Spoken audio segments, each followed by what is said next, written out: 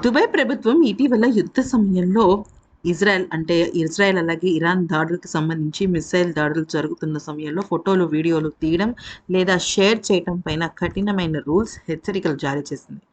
ఈ war time అని ప్రత్యేకంగా చెప్పకపోయినా ప్రస్తుతం రీజన్ అన్నీ కూడా చాలా ఆందోళనకరమైన పరిస్థితులు ఉన్నాయి కాబట్టి దాన్ని దృష్టిలో పెట్టుకుని తీసుకోవాలని చెప్పింది. అయితే ఇప్పటికే పీవీ సింధు, మంచు, విష్ణు లాంటి ఎంతోమంది సెలబ్రిటీస్ వాళ్ళు ఉంటున్న ప్రదేశంలో జరుగుతున్న ఆందోళనను ఫోటోలు తీసి పెడుతున్నారు. కేవలం వాళ్ళు మాత్రమే కాదు, నార్మల్గా దుబాయ్లో ఉంటున్న ప్రజలు కానీ, లేకపోతే ఎయిర్పోర్ట్కి సంబంధించిన వాళ్ళు కానీ, ఎయిర్పోర్ట్కి వెళ్ళి తిరిగి వచ్చేసిన వాళ్ళు కానీ, అసలు ఈ రోజుల్లో ఫోన్ ఉంది అంటేనే ప్రపంచం అంతా మన చేతుల్లో ఉన్నట్టే కదా. అయితే ఇక విషయంలోకి వచ్చినట్టయితే ఇరాన్ నుంచి దాడులు దుబాయ్లో కూడా ఇంపాక్ట్ చాలా అయింది. దానివల్ల భద్రతా కారణాల దృష్ట్యా ఫేక్ న్యూస్ ఎక్కువగా స్ప్రెడ్ అవుతూ ఉండడం వల్ల దుబాయ్లో చిక్కుకుపోయి మిగతా చోట వాళ్ళ కుటుంబ సభ్యులు ఉన్న వాళ్ళకి సరైన ఇన్ఫర్మేషన్ వెళ్ళటం లేదు. దాంతో ఇక రిలీజ్ అయిపోయిన ఫేక్ని వాళ్ళు నమ్మి గాబరా పడటం, ఆందోళన పడటం, బాధపడటము, అక్కడ చాలా గందరగోళం అయిపోతుంది. అందుకని ఇటువంటివి ఆపేయాలి అని కఠినమైన నిర్ణయాలు తీసుకున్నారు.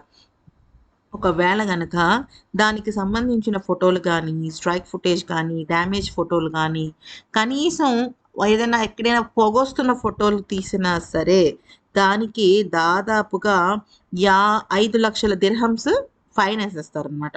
అంటే అసలది లక్షల్లో ఉంటుందనే చెప్పుకోవచ్చు. అంతేకాకుండా డ్రోన్స్ మీద కూడా బ్యాన్ ఏశారు. డ్రోన్స్‌తో ఎవ్వరు ఏ ఫోటోలు తీయకూడదు. సైబర్ సర్వేలెన్స్ కూడా పెట్టడం జరుగుతుంది. అంటే ఏంటంటే మొబైల్ ఫోన్స్ సైబర్ సెక్యూరిటీ సర్వేలెన్స్‌లో ఉంటాయి. అంటే ఇప్పుడు ఫర్ ఎగ్జాంపుల్ మనం మొబైల్ వాడుతున్నాం అనుకోండి. దానికి సంబంధించిన సర్వేలెన్స్ అంటే దానికి ఎక్కడికి వెళ్తుంది? అంటే ఇప్పుడు నేను ఒక ఫోటో పెట్టాను. ఆ ఫోటో ఫర్ ఎగ్జాంపుల్ ఏదైనా దాడికి సంబంధించింది, దానికి ఏదైనా సంబంధించింది ఉంటే ఇమ్మీడియేట్‌గా సోషల్ మీడియా నుంచి వెళ్ళిపోవటము, నాకు ఫైన్ పడటము ఇట్లాంటివి జరుగుతూ ఉంటాయి. అయితే ఇప్పుడు దుబాయ్‌లో ఉంటే ఏదైనా డ్యామేజ్ జరిగినా మిలిటరీ రిలేటెడ్ ఫోటోస్, వీడియోస్ తీయకూడదు. వీడియోస్ తీసినా పర్లేదు గానీ సోషల్ మీడియాలో రీపోస్ట్ చేయకూడదు. అంతేకాదు ఎవరో పోస్ట్ చేసింది కూడా మనం రీపోస్ట్ చేయకూడదు. అంటే ఇన్‌స్టాగ్రామ్స్‌లో గానీ, లేదంటే యూట్యూబుల్లో కానీ ఎక్కడైనా అక్కడ మనకు ఒక వీడియోనో, ఫోటోనో ఏదైనా అప్డేట్ నచ్చిందనుకోండి, మనం మన టైమ్ లైన్‌లో షేర్ చేసుకుంటాం కదా! అది కూడా అస్సలు చేయకూడదనమాట. Okay. Ministry of interior and Dubai media వాళ్ళు మాత్రమే వాళ్ళకి కావాల్సినవి వాళ్ళు షేర్ చేసుకుంటారు. అది మాత్రమే మనం ఫాలో అవ్వాలి. ఎవరో ప్రైవేట్‌గా పెట్టిన ఫోటోస్‌లు గట్రా మనం వాడకూడదు.